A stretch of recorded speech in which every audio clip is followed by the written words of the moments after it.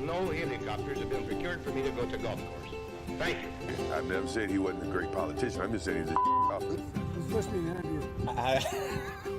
How'd you play out there today? Well, I found the conditions challenging, mostly because there's no grass on the golf course, but there never has been. I'm thinking about the swag bag, and I have high hopes for the swag bag. When you got 3 crevices on the green, your course is trash.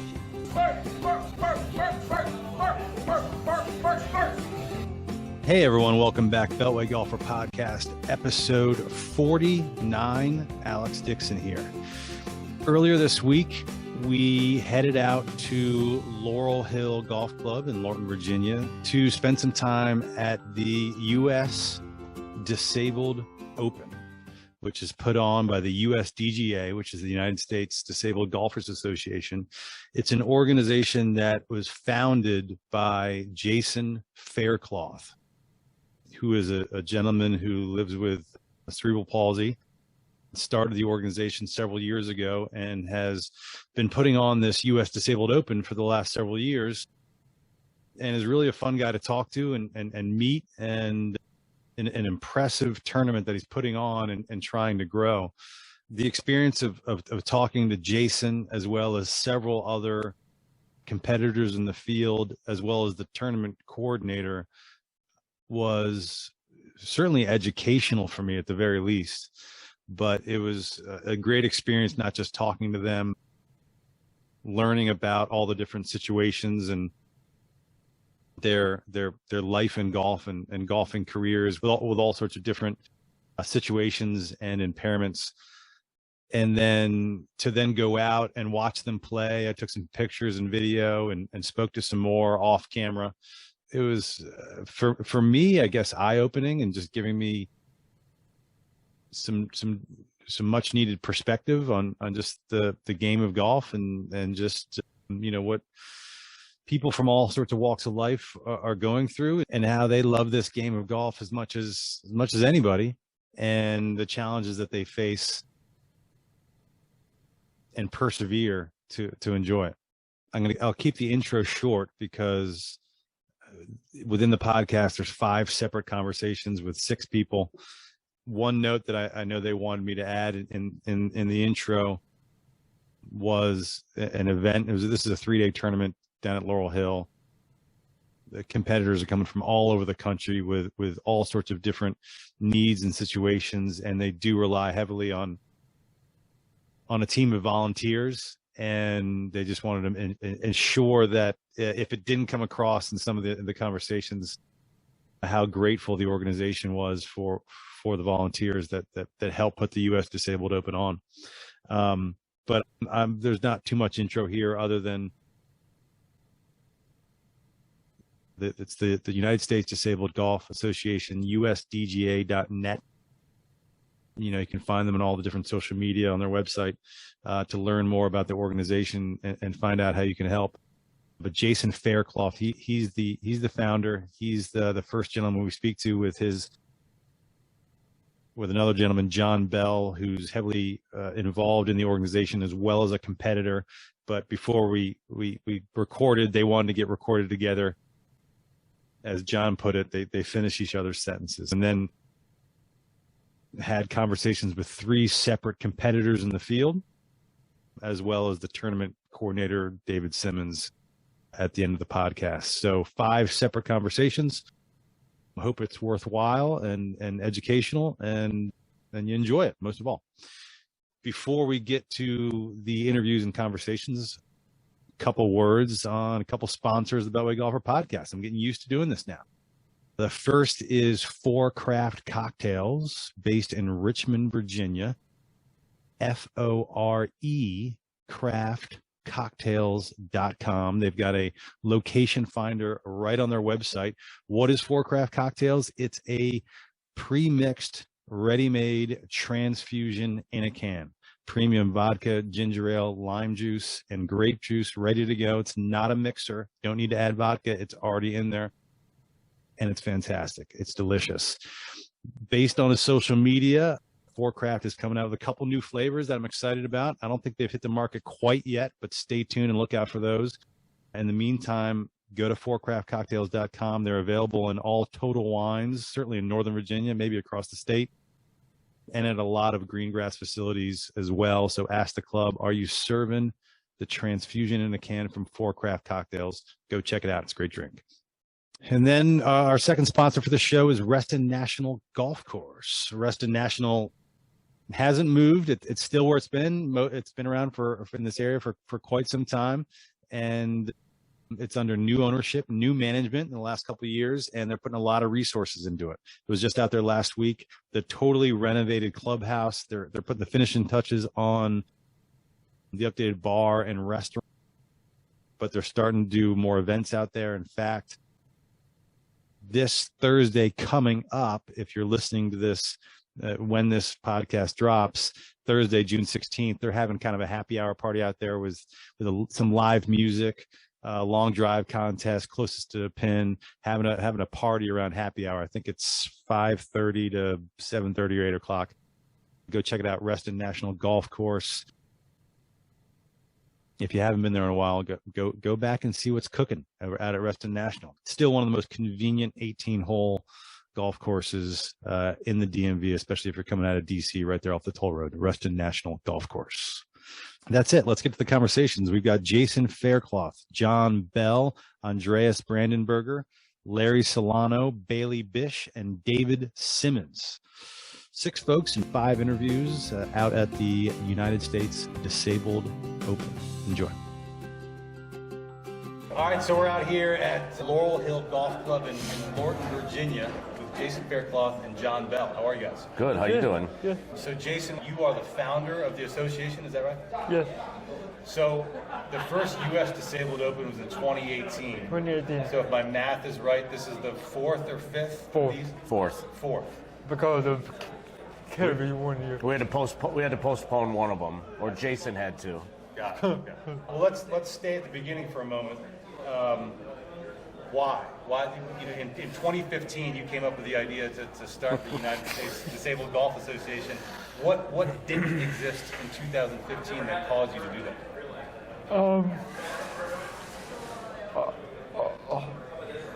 Well, the U.S. Disabled Open didn't exist for starters, and Jason wanted to start his own event. The whole like, for instance, they already had an FPT tournament. They already had a one-on tournament. They already had a blind tournament, but they did not have a one that includes all different disabilities. It wasn't fully inclusive with persons of mixed disabilities. And so when we went to England in 2011, I kind of saw what was about to happen because it was included in all disabilities. And so when we started, then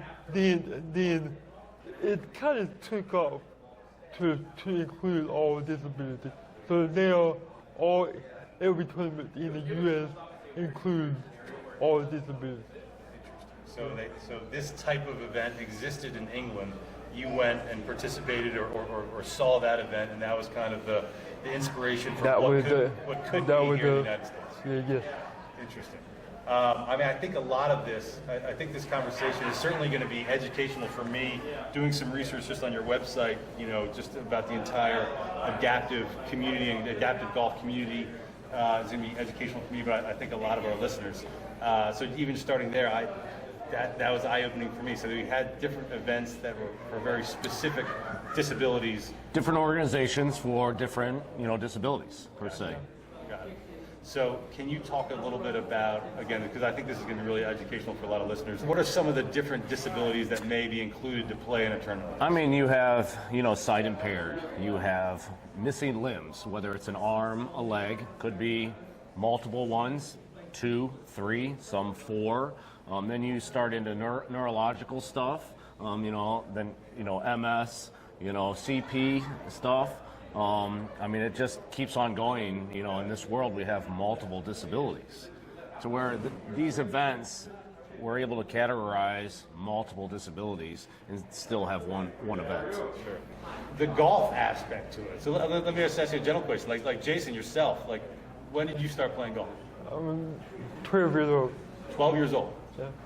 How did you get into golf? Well, I started playing tennis. Well, I played tennis my whole life, and they didn't have a tennis team in high school, and so my neighbor picked up the golf, and then I kind of picked up golf. My friend picked up golf, so we all kind of picked up golf just about the same time, and so we, we wanted to play high school sports, and golf was one of the sports in high school, so that's kind of how I got started. Did you find, especially at that age, like in high school, what were some of the challenges? I mean, I would imagine, and what I'm thinking, there's two different sets of challenges. There's one, playing the game of golf. I mean, golf is a very hard game for people without disabilities. Able-bodied, absolutely. For able-bodied, correct. So I'd imagine there's all sorts of challenges that I can't even wrap my head around. Endless. Depending on what Your situation is. Right. So when I started playing golf for the high school team, I was number 3 on the team for 2 years, and then another golfer kind of helped us. So I dropped back to number 4. So I was top 3 and top 4 the whole 4 years. At that age in high school, I'm sure this may be something listeners may wonder. Were you using clubs off the rack, or were certain clubs have to be? No, it was kind of off the rack. Got it. That's all I play. Not off the rack, but just normal clubs. Sure. Not adapted to any, with Jason's disability, he's able to use, I don't want to say, pretty standard, somewhat clubs. Yeah. To where we have some players that have to have fully, clubs with paddles, or, maybe they have to be really short, hitting out of a chair, the seated players. So it just depends on, one, your skill level, but also your disability. Sure. Did you find, golf can be, I think golf is getting a lot better at this in recent years, but golf can be, it's got a reputation as being a little bit of a, snobby game. Did you, especially at that age, in high school, just getting into the game, did you show up to golf courses and did you run into any friction from people there about, playing or the speed of the game or anything like that? I mean, I run into it a lot of times because I play so many random different courses, and say people see me on a tee box and be like, oh, this is going to be a long day, and then they start the conversation about, let's play money games or something like that, and then all of a sudden they start seeing me fire off, and then they quickly rethink that decision, because of my skill level. So I see it all the time because, I play to a certain caliber, but these snobby people, or how the old golf game was, that's not how it should be. It should be an inviting sport because it's the big circle of life. The older guys, the generation, I want to say passes on, and then you got to bring kids back in. That keeps all these clubhouses open. Sure. That's why golf courses close down, because of people getting turned away from it. It should be fun. Yeah, absolutely. So I kind of got lucky.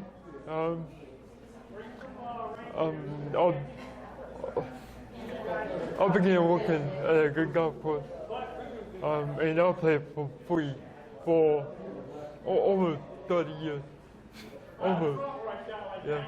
Can you tell us what the name of the golf club was? I feel like they deserve some recognition. You go ahead and hang on. Take your time. You got all the time in the world. So that's like another thing is like golf, with being as expensive as it is to become very good, to where it's nice to have courses help out I should say anybody, really. I mean, regardless if you're able-bodied or have a disability, because it promotes the game and promotes the business globally.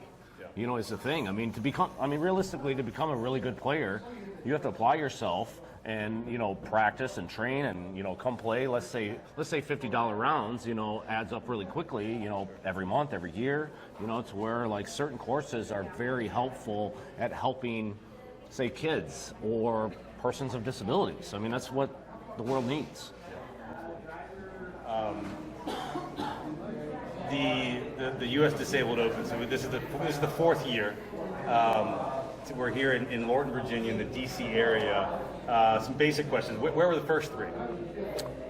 Orlando and Arizona. Okay. And Richmond, Virginia. Oh, in Richmond, Virginia. Yeah. I read Independence Golf. Yes, right? correct. Yeah. Excellent. How did you get connected with Laurel Hill in Fairfax County? Well, one of our players, he knew somebody that knew somebody, and they connected us. We found out that they was gonna try to host the U.S. Disabled Open, or the USGA event, and that's kind of how it got started. And then when we met up here, they knew her. One of them knew her who I was. So between connections and all that stuff, and we kind of did this tournament in less than 2 weeks. It was very last minute. So me and Jason flew out to Oklahoma. Already, you know, had a course, everything set up, and fly home. 6 hours later, we get home. Jason sends me a message. You know, got to cancel the event. You know, the course is going under. You know, they sold the course and said that they could host us, and then canceled on us as we were flying home. So we were totally scrambling at the 11th hour to try to figure out another course. And just so happened, you know a guy, and this course worked out. You know, it's a great location to fly in, fly out. You know. All right. So if there is some background noise for the listeners, today is round one of the tournament. Yep. So some of the groups are coming in after their rounds. And I don't know, they might be enjoying it. Eating lunch, enjoying the rest of their day. A beverage. You know. Maybe having an adult beverage, who knows? They could be. Could be. So about the tournament. So this is a 3-day tournament. 54 holes. 54 holes. What is the field size? How many people are playing? This year we got about 58, 59 maybe. Has that grown over the past 3 or 4 years? Usually it's higher, but currently there's 3 events that's going on this same week, so it kind of weakens the field to some extent because people have events closer to their homes, and you know, with the cost of living nowadays, to where that has drastically affected, you know, size of fields, you know, with travel costs and everything, to where some people are having to pick other events. It's kind of a great problem to have, but the field size suffers a little bit. What's been your biggest? 79. 79. So and to be honest with you, we don't really want that many more because we can't handle. You start getting into pace of play situations. Is what happens. Yeah. What has been some of the feedback or input from the players and participants in the tournament? They all come back. Yeah. I mean, 90% of players come back if the schedule allows. Because going back to the earlier discussion, and again, this is educational for me, but having existing tournaments that were maybe for specific disabilities or specific, were there some where some participants in the U.S. Disabled Open, they didn't have one, hey, there wasn't one for my situation? Absolutely. There's to where this is more all-inclusive type thing, to where they felt normal. Sure. Interesting.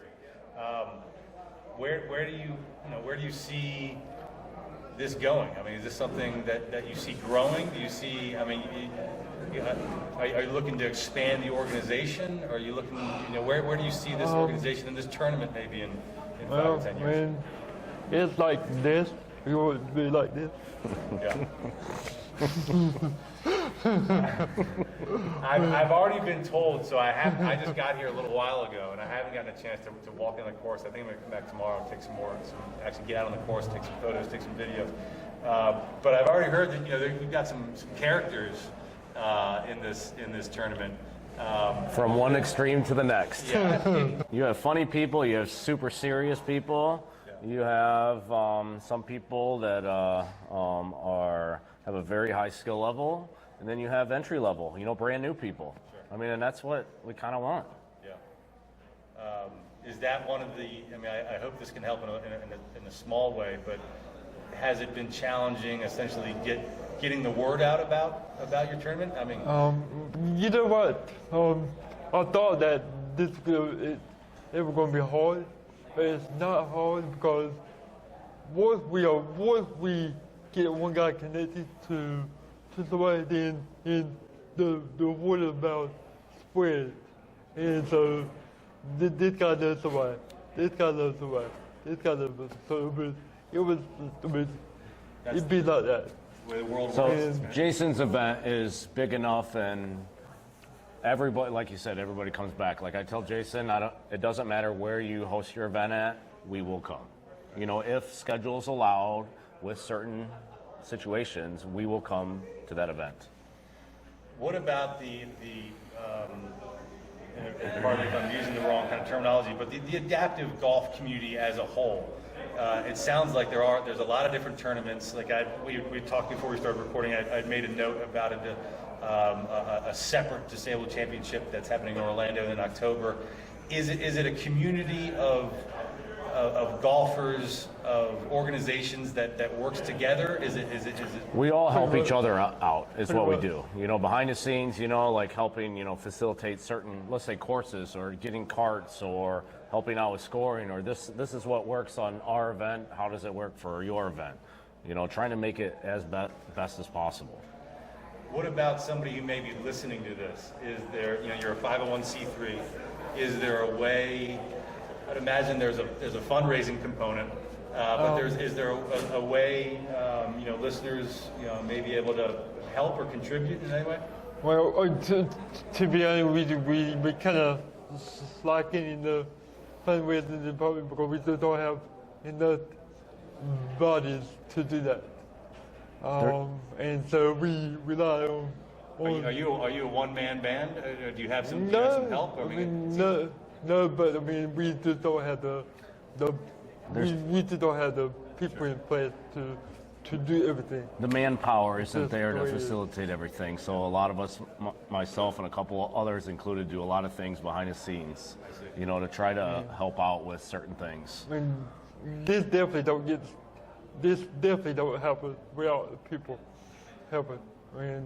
The community, where we go, it just don't happen without that. What about, so we're sitting in front of a big sign here with a pretty cool sponsor. Tell me about how you got paired up with Ping. Well, to be honest with you, one of the players kind of got started with Ping. One of the players kind of told them about us, and that's kind of how it got started. And so what is their involvement now? They're the headline sponsor. Got it. So it's primarily financial support? Yeah. Excellent. Yeah. But Ping was involved in adaptive golf for years. For years, yeah. You just probably never heard of it. But they did a lot of stuff behind the scenes that people just don't know. Are you participating yourself in the tournament, or are you playing simply? The sad thing is, I was going to play, but I decided about a week ago that I was not ready to play, and so that's. And then plus we didn't have.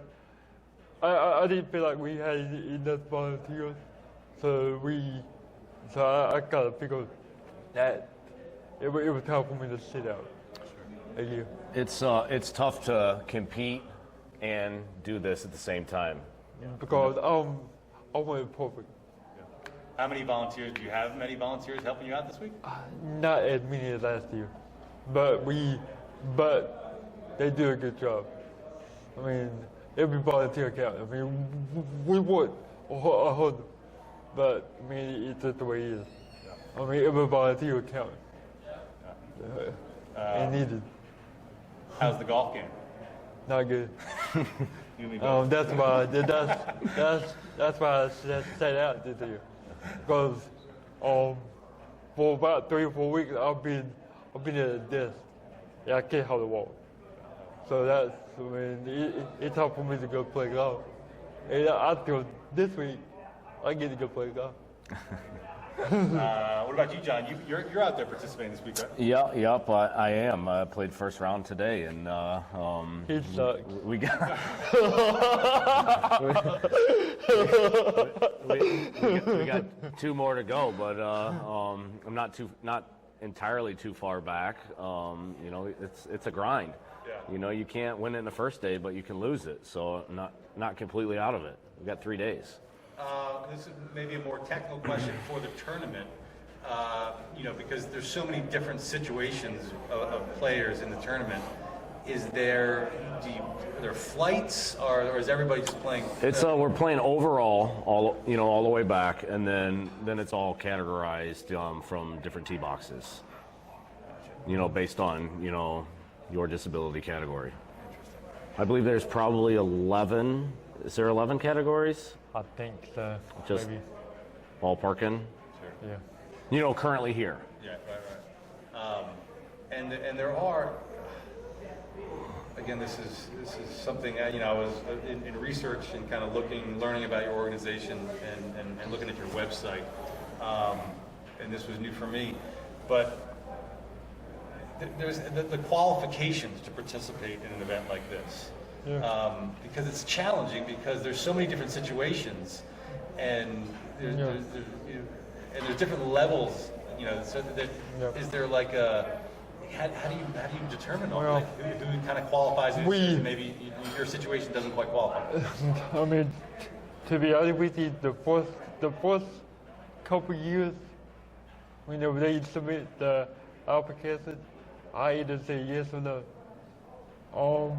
And probably that's probably against the rules, but I mean, you just have to know that they got to have a physical disability, or Really a case by case basis. Yes, absolutely. or be a Special Olympic. No, I mean we try to use.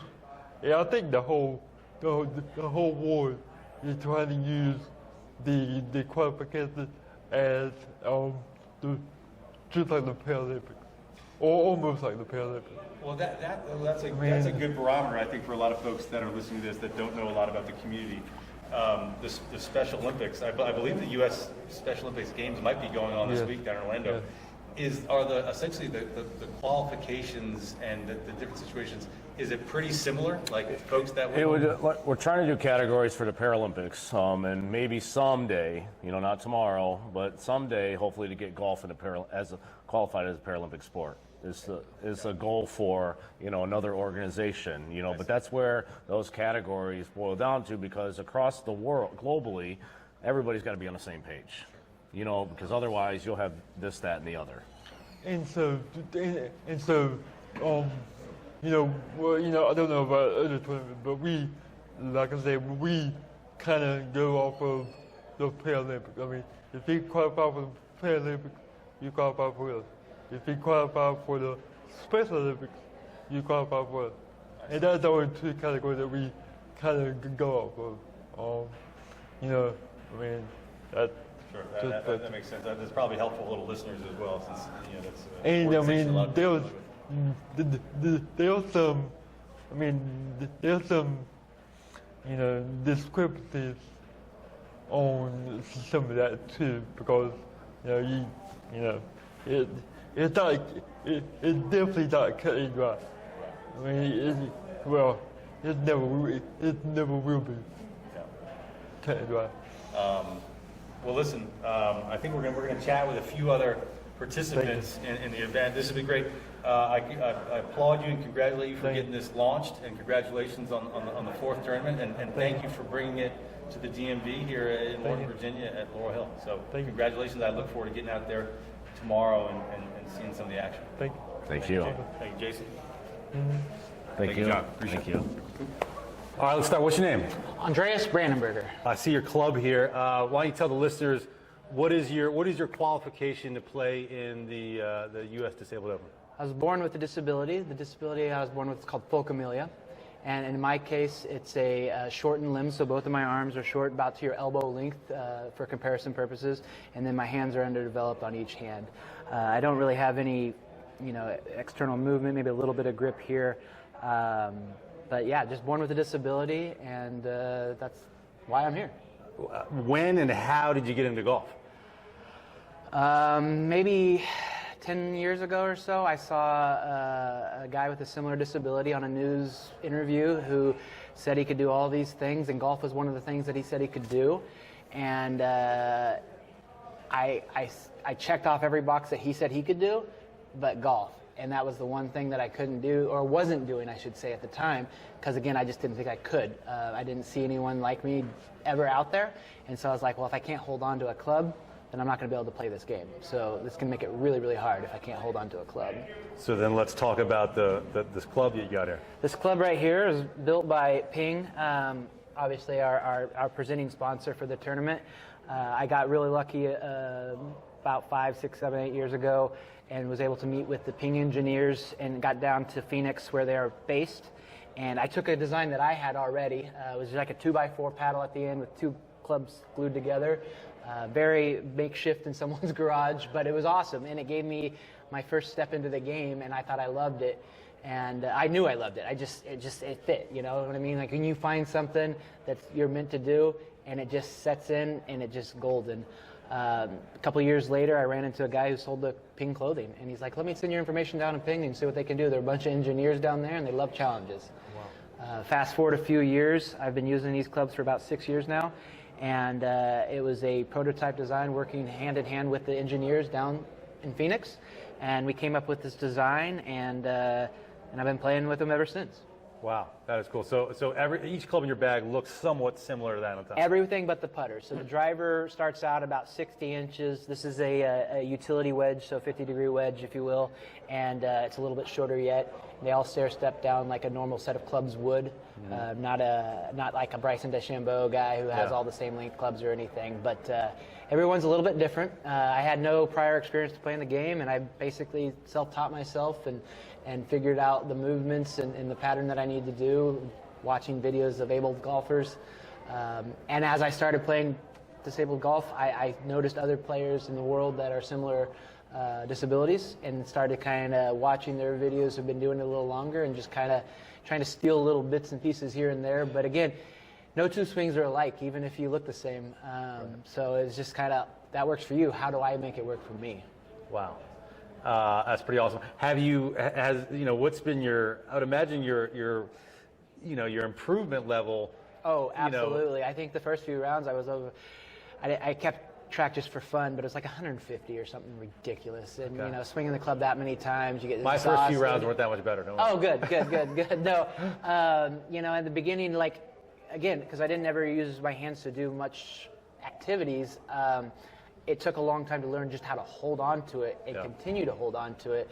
I was much more involved in sports with my feet and soccer and running and stuff like that. And so holding on anything and fine motor skills has always been a challenge. It still is a challenge to this day. And so that's where it catches me up sometimes is fine movements, those touch shots that you need, those really soft hands, as they say. Those are the things that I have to work on a lot. But as anything, it's worth it if you can put in the time and the effort. Absolutely. Where's home? Salem, Oregon. Salem, Oregon. Oh, wow. So you flew out from Oregon. I did. Originally, I was born in Greece, and then grew up in Kansas, University of KU, Rock Chalk. and then now I live in Oregon for the past 6 years or so. How many, is this your first of this tournament, or you played? This is the third time I've been to the U.S. Disabled Open that Jason puts on. Any thoughts on the tournament in general? Oh, I love it. I think Jason does a fantastic job. I got to meet him a handful of years ago, and we've been buds ever since. He puts on a great show, and he gets it. That's one of the things that he does versus a lot of other organizations. He sees it in a wider scope than the average person, I think. He understands the complexities of disabilities and knowing that it's difficult, it's a challenge, and not everybody's going to come out here and be shooting a couple over par or whatever. There are some of the disabled golfers who are very good and almost scratch players, but he also understands that this is a way to get people in and involved and have a sense of community and to be belonging to something. I know for myself, I was not involved in any adaptive disabled sports or anything growing up, and so this to me was my first step into a disabled community, if you will. I can't be the only one who's in that boat where this is a sense of community and a belonging and like a tribal situation where you feel at home. I mean, I've met some of these people once or twice before, the years before, but you see them the next year and you come back and you're just best buds. It's like it's never, you didn't skip a beat, and you giving hugs and, little jokes here and there, inside jokes and whatever and that kind of stuff. And it's just, it builds a sense of community, and, to be part of something that's not just yourself is a really cool thing to be a part of. That's really awesome. We got a couple other people to talk to here, but what's your, I haven't been to, my brother lives in Oregon, but I haven't been to Salem, Oregon. What's your home course in Salem? Creekside in Salem, Oregon. It's a beautiful little club, and my best I've shot there is an 81, so I've got some scores in me. Nice. Not here yet, but we'll see if they ever show up. I'm sure you'll be breaking 80 in no time. And what about the experience there or elsewhere in the golf community in Oregon, as far as, you show up to the course? Has there people pretty welcoming? Are there challenges?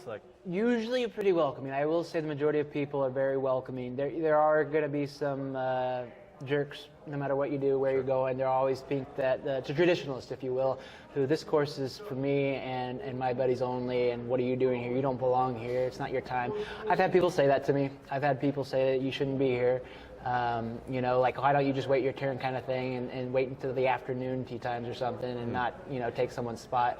Again, not everybody, but they say those things, and, it's just fuel for the fire. Then you just put it on, and then you go out there and you out drive them and tell them to have a good day and have a good one.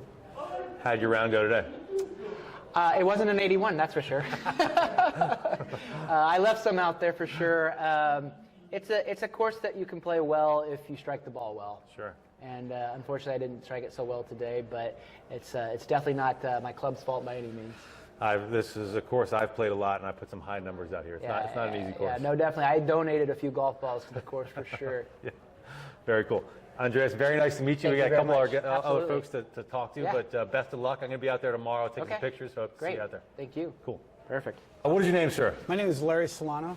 What is your qualification for being in the U.S. Disabled Open? I'm a G10, which is a seated golfer. I have a spinal cord injury, so there's two divisions with seated golfers, a G9 and G10. G9 is no trunk, and then G10 is a little bit more trunk function. Oh, wow. Okay. Interesting. Is this your first U.S. Disabled Open, or have you played? No. This is my third. This is your third? This is my third U.S. Disabled Open. Yeah, this is like my 10th tournament. And how long you been playing golf? How'd you get into golf? I didn't start playing golf until 2001. Okay. I got hurt in '89 when I was in the Army when we invaded Panama. Oh, wow. And I never golfed before, and then I went to work, and then I retired in 2001 again, and that's when I picked up golf. Do you play in? So you were disabled in active duty. Yes. They must have similar type tournaments specifically for wounded veterans, or no? No, well, I'm also part of the thing called VGA, which is Veteran Golf Association, and I've been in that for 3 years, and it was great. Last year I won my region, my West region, so I went to nationals. Oh, congrats! And we went. Thank you. And we played Balsterall and Plainfield in New Jersey. It was some of the best golf courses. So you played in this tournament a few times. So you just said you won your West region. Where's home for you? Home is Arizona, Chandler, Arizona, baby. So you flew out for this tournament? Correct. Me and my son flew out on Thursday. Okay. Because I wanted to take him. I wanted to go to Arlington and show him where my friend's gravesite is. Oh wow.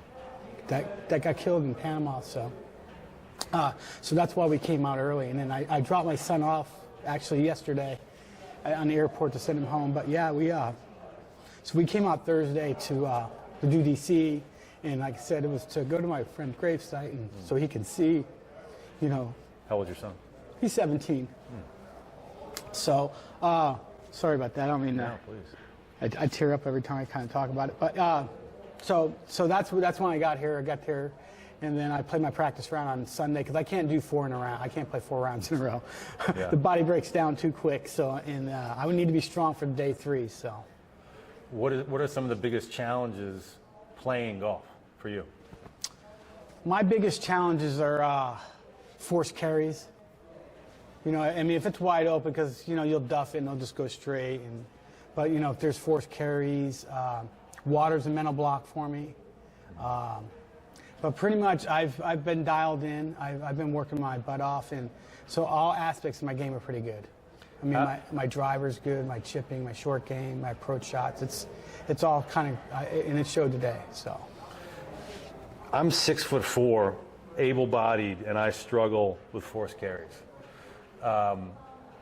As a seated golfer, you know, you're not getting any leverage really out of anything below your waist. Correct. You know, how have you worked on that? How have you not been so frustrated to quit the game to get? I got some hybrids that get the ball in the air. Now, when I first started playing, I had irons, and everything would be low, you know, and everything is, you know, say my 9-iron goes 90 yards, but it's hitting 80 yards and rolling 10. Mm-hmm. So, but these hybrids now that I got them 3 years ago through a program called Birdie for the Brave. Okay, yeah, That sure. put by Yep. Callaway.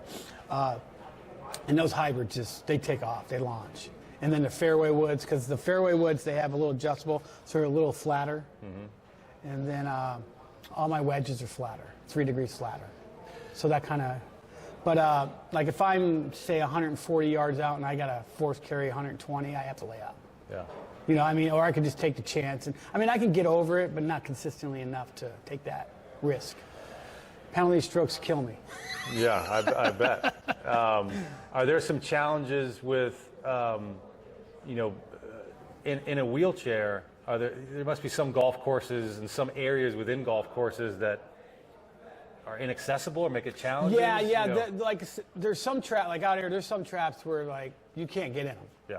So I mean, the rules is, you know, they can modify the rules on bunkers at the tournament. Mm-hmm. If they don't modify the rules, then it's you have to pull out behind, no closer to the hole with a 1-stroke penalty. Yeah. If they modify them, we'll do that without a stroke penalty. Gotcha. Okay. Everything's no closer to the hole, because the main thing is safety. Sure. You know, we don't want anybody falling in the water. I mean, you got a 200-pound or 300-pound machine on you. Yeah. You're not coming up. But my joke is with because I play from the solo rider, Okay. and the joke is it goes everywhere but the water. Yeah. You know, so Yeah. it's a very good machine. I mean, it gets us around the course. And How long have you had that? I've been playing on that since I started in 2001. Well, I mean, long story short, is I met this, because my friends all started playing golf in 2001, and it's like, well, I wanted to play. Well, I Googled disabled golfing and found an instructor in Arizona named Kathy Corbin, and I contacted her, went out, and I was just sitting on my wheelchair. You know, I'd go 6 or 7 lessons with her, and then she goes, you know, there's a city course that has a solo rider golf cart. You know, go over there, and I went there first couple times, still hitting on my chair, and then the golf pro goes, and the golf. When are you going to take that thing out? And that's when I went out. My first round was 127, and then. Can you describe for those that haven't seen one, like what? Oh, it's basically it's a half golf cart. I mean, you know, golf carts say this big. It's condensed, and then the seat swivels. The little thing swivels, and then it raises you up. I'm the true. My I'm truly a seated golfer. I don't stand up or anything. I just sit on the edge. Okay. I have a little bit more lower functioning, so I just stand off the edge. But what it'll do is it'll raise you all the way up into a standing position. And then you could strap yourself in, and that's how people swing. Got it. Okay. Yeah. But the seat swivels to the side. What is it about, aside from bringing your son to Arlington National Cemetery, what is it about this tournament that you played in a few times and you wanted to come out for? Well, first of all, I mean, it's one of the bigger tournaments. And anything that says U.S. Open, it carries a clout. And then Jason runs a fabulous tournament. Like I said, I met him in Virginia a couple years ago. And, we keep in contact. I was fortunate enough last year, I was in Arizona, at Longbow in Arizona. So that was good. But it brings me back because we had 12 or 13 seeded players this year. So this tournament gets bigger and bigger. And there's only a handful of tournaments right now that cater to a seeded division. Yeah. So we got to pick and choose and all that. And then with the USGA's US Adaptive Open, that's going to change. Like I tell people, come July 21st, there's going to be a whole, it's on. I mean, there's going to be a whole set of young kids coming up. I've heard about this, but I haven't talked about it, or we haven't talked about it yet in any of the conversations today. Okay. Can you tell the listeners a little bit about, or what you know about the U.S. Adaptive Open? Okay, well, the USGA has created their 15th national championship, and it's called the U.S. Adaptive Open, and it's being played July 18th through the 20th in Pinehurst, North Carolina. And what it is they've taken the 96 top golfers throughout the world, and they're bringing them in there to showcase our abilities. Not our disabilities, our abilities, because we all have our unique abilities to play the game of golf. And I was fortunate enough to be one of the players there, one of the 6 seeded golfers. So. Really? Oh, yeah. Congratulations. Well, thank you. And then, like I said, there's 96 golfers from around the world. I think there's 22 or 23 states represented in 12 countries. Were you selected based on golfing ability, or? Yes. Well, what they did this year is, because they don't do a qualifier, but what they did is they used it based off of your handicap index. Okay. And they kind of did it that way. They had 8 categories, and the goal was to do at least 5 men and 2 women in each category. And then that would take up, I think, 56, and then they had 20 exemptions to kind of fill in what they needed, because they only have 8 categories, whereas the United States Golf Alliance, which is, we have 15 categories. Gotcha. Okay. So what they did is they condensed them, but they want to fill in all those other things, so they had the exemptions to do that. Yeah. And then they also 20 spots for the ladies.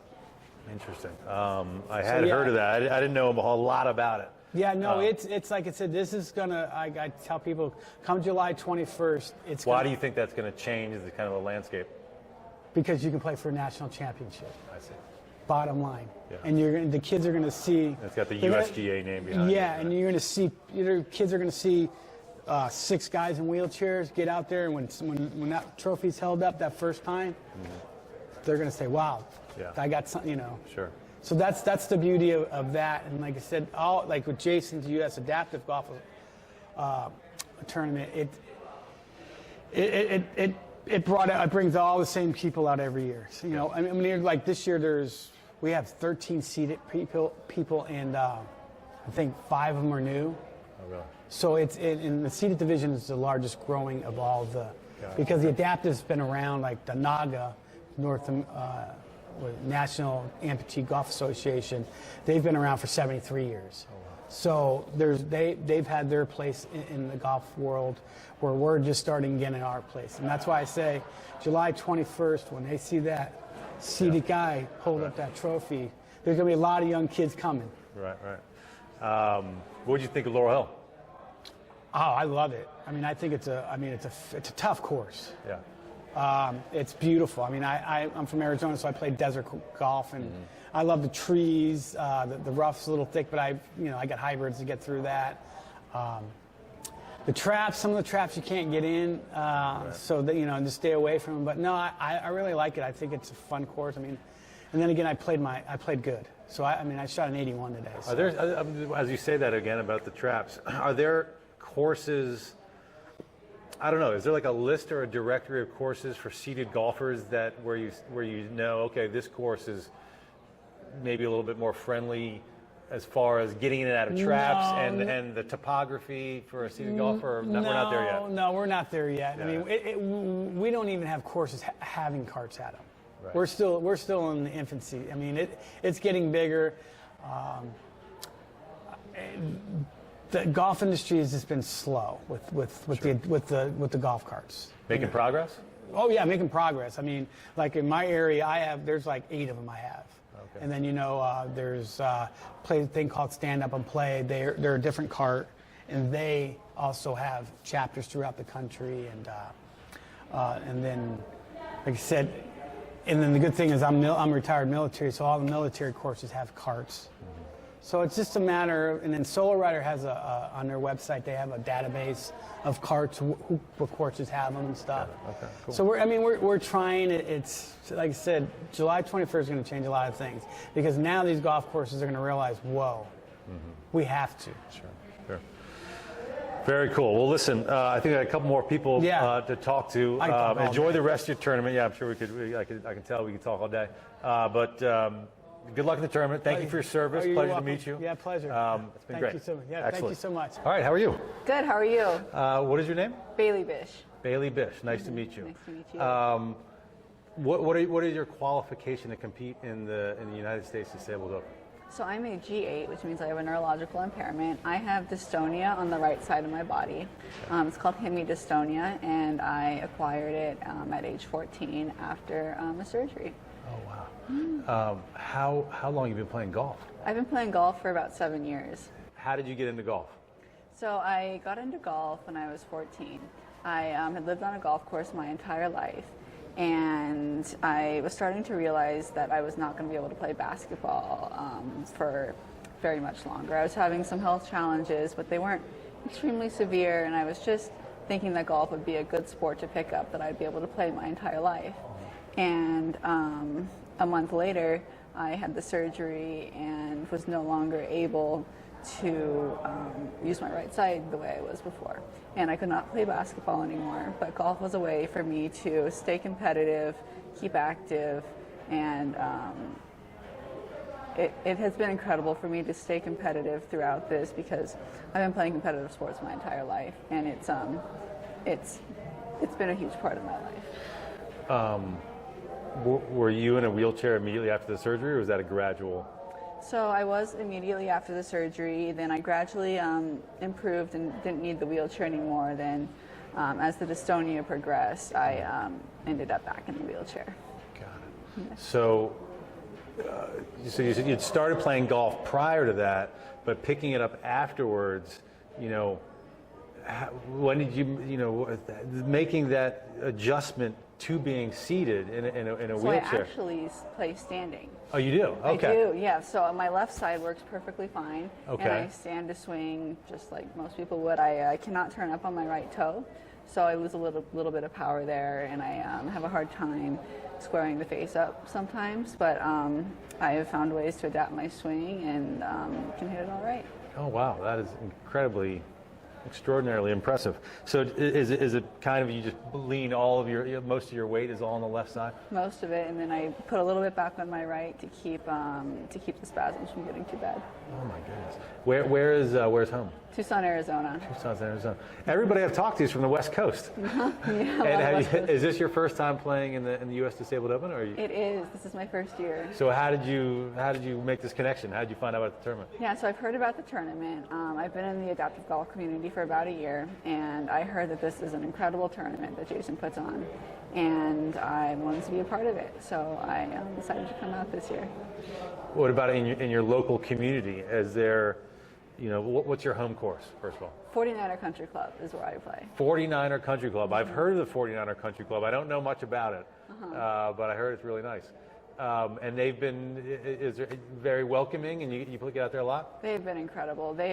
I've been playing there ever since I started playing golf, and they have been nothing short of exceptional. They are extremely welcoming, have no problems with using a solo rider all over the course. They let me store it there. They have it charged. Somebody usually has the cart out for me when I show up. I mean, everybody there has been so incredibly welcoming and it's just been a really good experience there.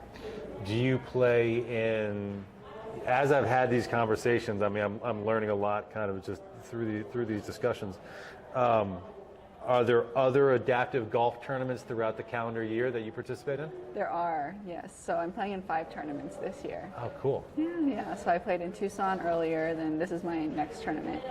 After this, I'm going to be going to Michigan for the Michigan Amputee Golf Association tournament, and I'll be going to Chicago for the Midwestern Amputee Golf Association tournament, and then I'll be going to Florida in October for the National Amputee Golf Association tournament. Oh, wow. Yeah. So I mean, you're doing this for competitive reasons. Like you're trying to win these tournaments. Yes. Very cool. How did it go out there today? It went well. I had a rough couple of holes, but I think I'm going to be in a good spot for tomorrow. Yeah. Yeah. I didn't ask this because you're the first female I've spoken to. Do they? Because I haven't been out on the course yet, and maybe I should have done this in reserve. I'm going out tomorrow.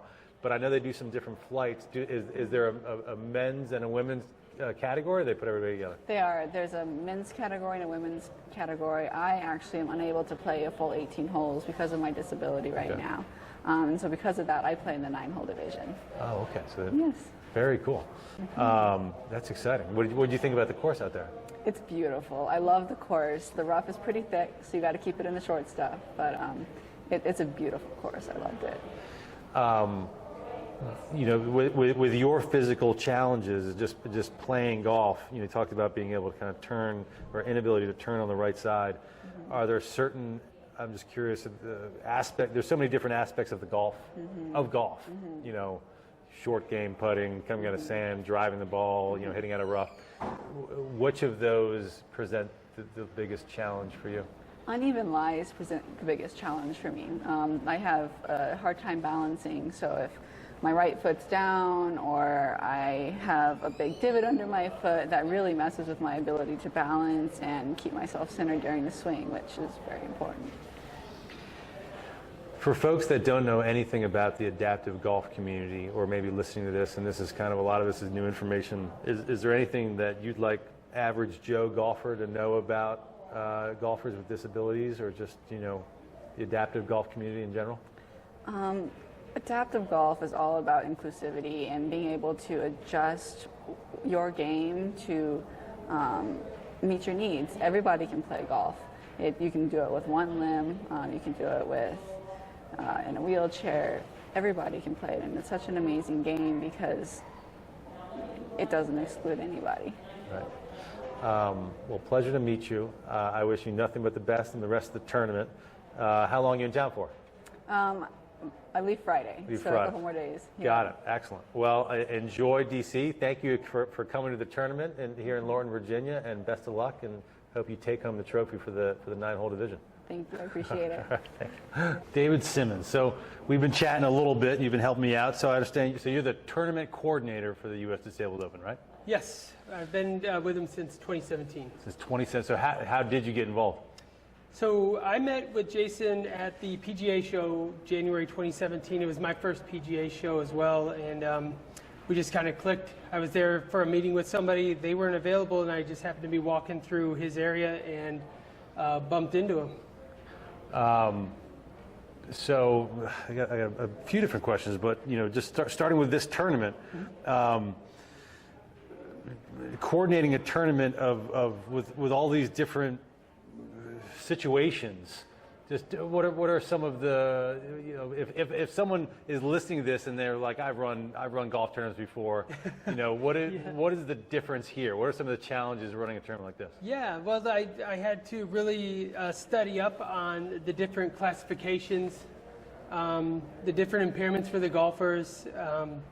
It was really a little bit of a learning curve as far as how to speak. I didn't want to be incorrect in my, you know, what I was saying to him, how I spoke and that kind of thing. But after hanging out with him for that first year, I really I settled in, became one of the group, you know, pretty quick. They accepted me very early on because I don't have an impairment, but when I saw the camaraderie and just how everybody was bonding and sharing stories and everything, it really pulled me in, and it pulled me a lot further than I thought I would. So to the point where I look forward to this, even out of the gate the first year. Yeah. And so where's home for you? I am in Tampa, Florida. You're in Tampa, so you're traveling. You just told me before we started recording, this is your vacation.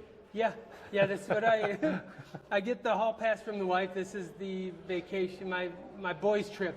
But Wow. I come up by myself and just hang with Jason and try to make it happen for these golfers. Well, we just talked to a few participants who love this event, so you're doing something right. And it's not a small tournament. It's not a huge field, but this is 4 days out here. Practice round, 3-day tournament. Yeah, it's there's never a dull moment, that's for sure. Somebody is always needing something. I'm kind of the behind the scenes guy that just tries to be that glue to pull it all together for Jason, and he does all the worrying, and I just do whatever he's worrying about. That's kind of my goal, is to get him to stop worrying about that aspect of the tournament or another. So,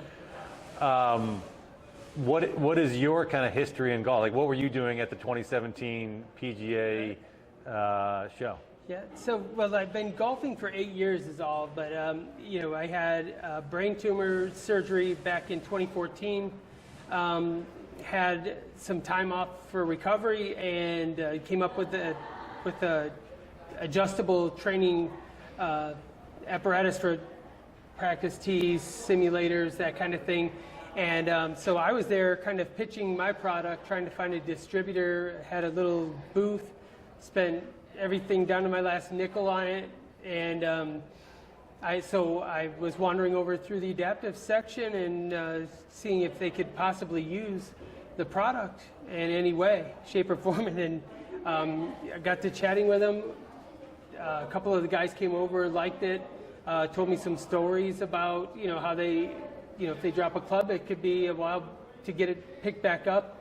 And I said, well, I immediately switched from making millions of dollars in my mind to making a difference. And this was that avenue for me. And so.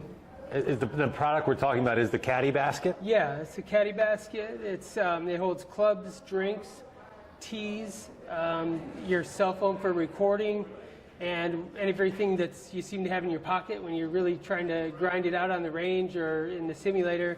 Everything up at waist height. It also clips on, anything with a carabiner clip will clip on to the back side of it. And is kind of the idea that it sits at tee boxes and near greens and that sort of thing? Yeah, you can. For this event, we normally have them on the tee line while they warm up, so they don't have to drag a full bag or a bunch of clubs.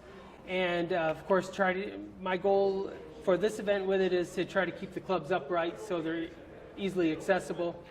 Was the product inspired by some challenges that you were having with golf after the brain tumor? Yeah, so afterwards I wasn't able to bend and put pressure on the back of my nasal cavity because that's where they extracted the tumor through. So I had, they obviously had to go in and pluck it out and then re-stuff it.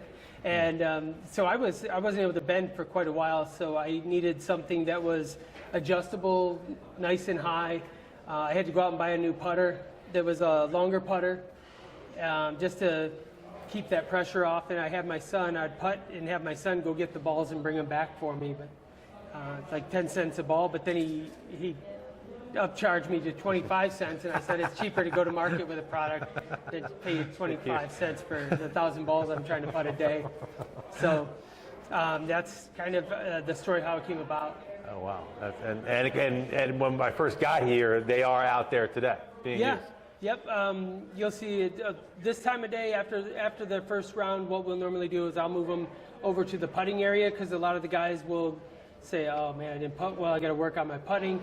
And so I drop them around the putting green, and then in the mornings we usually start with them on the practice tee, and I might put one or two over on the putting green just so they don't leave a putter cover behind or anything else that they're traveling with over there. So back to the tournament, the U.S. Disabled Open. So you met him in 2017, the first year of the tournament is 2018. So you coordinated every one of these? Well, the first year I came in, he was working with Kelly, who was great, and I just wanted to be part of it. And we had spoken throughout the year leading up to that tournament. I wasn't sure if I was going to be in the U.S. or not. At that time, we were still able to travel around, and I was really focused on setting up accounts for my product. But when I saw he was going to be so close to me, their first event was at Eagle Creek in Kissimmee, Florida. Mm-hmm. And so when I found out he was going to be so close, I said, let's not go this week. And I just want to go over there and really, see what I could help out with. Yeah, excellent. And that was the beginning of it. What have you learned, or has much changed in these last 3, 4, 5 years since running this tournament? Yeah, it's organized chaos for us, right? So, but it is getting better. Just him and I working together all the time and stuff. I can poke at him a little bit here and there, and I think as far as our friendship, when he comes to town, he stays at our house. And, whenever we're out and about, I usually try to stay there. And, it's just become a full-on friendship of guys that were coming on to the scene at the same time. And, he shares just as much passion for the Caddy Basket as I do for the USDGA. It's really, it's kind of crazy how it, it's just one of those friendships, Yeah, that's fantastic. Well, why don't we have you give both plugs? So the USDGA, where can people find information about the USDGA? Yeah, so USDGA.net is a good starting point. And also everybody can always reach out through that website. Jason's readily available. I'm David at USDGA.net. Jason is Jason at USDGA.net. And there's also an info, right? We got info at USDGA.net. Perfect. And they all come to us. They all go right to you. Excellent. And while we're here, you got the hat, but give the Caddy Basket a plug. Caddy Basket, if you're in the market for something where you don't have to keep going back and forth to your bag, you don't have to worry about losing your club brush, you need balls, drink, everything elevated up at waist height like for a simulator. Keep the golf balls out of the dog's mouth and all your rubber tees, from being chewed by the dog if you've owned a simulator. That's a good solution. Everything's up at waist height. Website? CaddyBasketGolf.com. CaddyBasketGolf.com. And we're on all the social medias, Caddy Basket Golf. Very cool. Well, congratulations on the tournament. I'm looking forward to getting out there tomorrow, and pleasure to meet you. Thanks. I don't have a good golf game, but I don't really care. I'm a regular dude living in DC, and I want to know about DC-centric golf stuff. If you can tell me something that I don't already know, then that is great for me. I don't want the regular stuff. I want exciting stuff. I want different stuff. I want stuff I can't hear elsewhere. But I want it to be about DC golf.